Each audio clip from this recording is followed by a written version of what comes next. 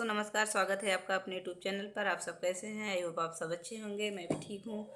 मैं आप सभी को एक हवन पर का गीत सुनाने जा रही हूँ। आप सभी को कैसा लगेगा कमेंट बॉक्स में ज़रूर बताइएगा। गाना है, धन्य होई उहाँ की जमीनिया हो जहाँ होला हवनिया। धन्य होई उहाँ की जमीनिया हो जहाँ होला हवनी।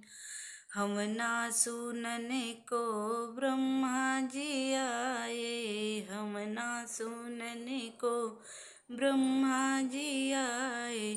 संग में सरस्वती रनियमा हो जहाँ होला हवनिया। धन्य होई उहाँ की जमीनिया हो जहाँ होला हवनिया। हमना सुनने को शंकर जी आए, हमना सुनने को शंकर जी आए। संग में गौरा रनियमा हो जहाँ होला हवनिया। संग में गौरी रनियमा हो जहाँ होला हवनिया। धन्य होए उहाँ की जमीनिया हो जहाँ होला हवनिया।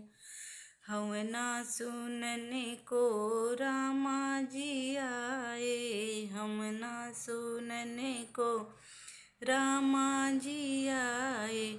संग में सीता रनियमा हो जहाँ होला हवनिया।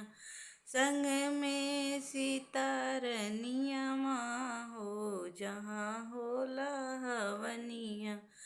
धन्य होई उहाँ की जमीनिया हो जहाँ होला हवनिया।